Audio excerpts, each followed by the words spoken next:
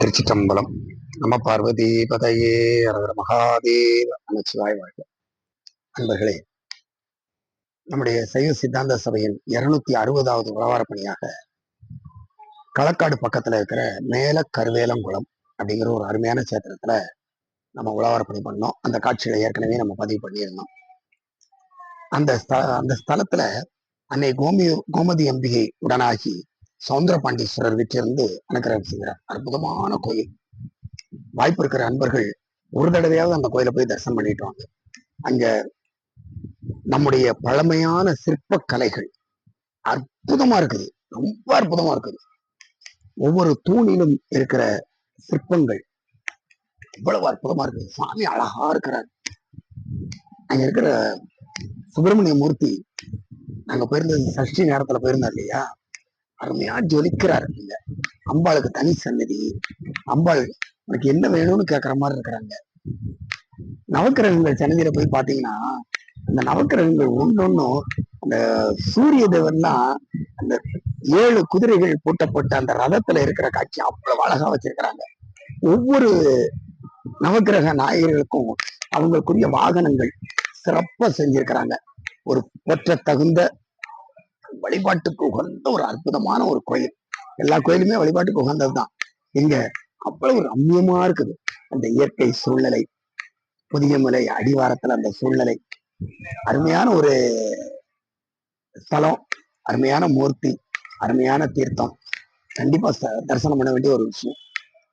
நமக்கு எல்லாம் நல்லா தெரியும், சிதம்பரத்துல நடராஜர் சிறப்பு, அதே போல செப்பறையில நடராஜர் சிறப்பு.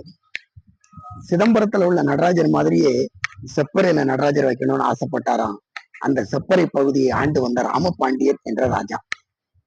அதனால சிதம்பரத்துல அந்த நடராஜமூர்த்தியை வடிவமைத்த அந்த சிற்பியை, நமச்சிவாய முத்து என்ற அந்த சிற்பியை அழைச்சு கூட்டு வந்து, எனக்கு செப்பறைக்கு அதே மாதிரி ஒரு நடராஜா செஞ்சு கொடுனாராம். அழகிய கூத்தர் செப்பறையில தாமிர சபையில அழகா பாக்குறோம். அந்த மூர்த்தியை தரிசனம் பண்ணது பக்கத்துல கட்டாரிமங்கலம் அப்படிங்கிற பகுதியை ஆண்டு வந்த ராஜா வீரபாண்டியன். ராமர் பாண்டியனும் வீரபாண்டியனும் நண்பர்கள். ராமர் பாண்டியனை சந்திக்க போன ஒரு செப்பர மூர்த்தியை தரிசனம் பண்ணார். நெல்லையப்பரையும் காந்திமதியையும் செப்பரை அழகிய கூத்தரையும் தரிசனம் பண்ண மூர்த்தி ராஜா என்ன பண்ணாரு, நம்ம பகுதியிலும் இப்படி ஒரு நடராஜர் இருந்தா நல்லா இருக்குமே அப்படின்னு சொல்லி அந்த நமச்சிவாய முத்து அப்படிங்கிற சபதியார கூப்பிட்டு, எனக்கு 2 நடராஜ பெருமாள் இதே மாதிரி செஞ்சுதாங்கன்னா, அவரு சந்தோஷமா 2 நடராஜ மூர்த்திய அற்புதமா செஞ்சு கொடுத்தார். அந்த 2 நடராஜ மூர்த்தி எங்க இருக்காருன்னா, ஒரு மூர்த்தி கட்டாரி மங்கலத்திலையும் இன்னொரு மூர்த்தி கரிசூழ்ந்த மங்கலத்திலையும் இருக்கிறாங்க.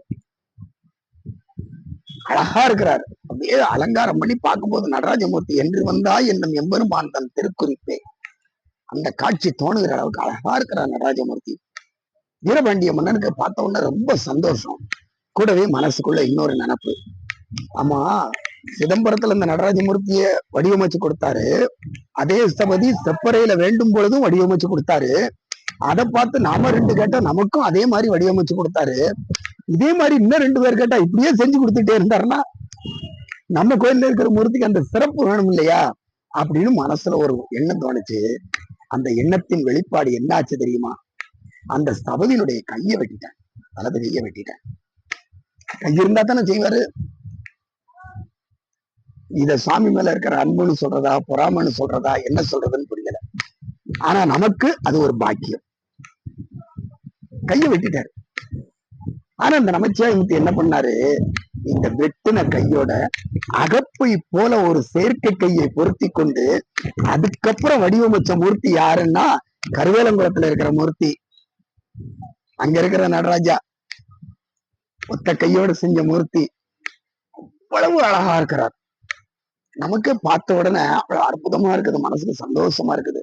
அந்த சபதியார் பார்த்தாராம், சாமி எவ்வளவு அழகா இருக்க சாமி அப்படின்ட்டு கன்னத்தை பிடிச்சு கிள்ளி கொஞ்சினாராம். அந்த கிள்ளிய வடு இன்னும் சாமியோட மூர்த்தியில இருக்கு. இப்போ நமக்கு எதிரில் இருக்கிறவரை கிள்ளுனா என்ன ஆகும், நம்ம வலது கையால கிள்ளுவோம், அவருடைய இடது கன்னத்துலதான் கொழு விழும். ஆனா இங்க மூர்த்திக்கு நமச்சிவாய முத்து என்ற அந்த சபதியார் கிள்ளியது நடராஜ பெருமானுடைய வலக்கன்னத்துல இருக்கு. அப்ப என்ன அர்த்தம்? அவர் இடது கையால கிள்ளி இருக்கிறார். வலது கை இல்லாத சூழ்நிலையில இடது கையால கிள்ளி இருக்கிறார். அந்த தழும்பு இன்னும் அந்த சன்னிதானத்துல இருக்குது. எவ்வளவு அற்புதம் பாத்தீங்கன்னா. பார்த்த உடனே ராசா எவ்வளவு அழகையா இருக்கு, அழகுக்கே ஒரு ராஜாவா இருக்கு எனக்கு நீ கொஞ்ச நேரம் நம்ம குழந்தைய கொஞ்சுவது போல. அவருடைய அன்பு எந்த அளவுக்கு இருக்கு பாத்தீங்களா? அது மட்டும் இல்ல அன்பர்களே, அந்த ஊர்ல உள்ள குளத்தை யானைகள் வலம் வந்து வணங்கியதாம். அந்த குளத்தையே வணங்கக்கூடிய அளவுக்கு பெருமையுடையது அந்த குளம். அந்த குளத்தை வணங்கியதுனால அந்த குளத்துக்கு என்ன பேருனா கரி வலம் வந்த குளம் அப்படிங்கிற பேரு. அது பிற்காலத்துல நாம தான் இப்ப ரொம்ப சுருக்கிறோம் இல்லையா? மீனாட்சின்னு பேர் வச்சா மீனான்னு கூப்பிடுறோம், சரஸ்வதினு பேர் வச்சா சரஸ்ன்னு கூப்பிடுறோம். அருமையான பேரு, அழகான பேரு நமச்சிவாயம் அப்படிங்கிற பேரு. அதை கூப்பிடுறதுன்னா நமச்சின்னு கூப்பிடுறோம்.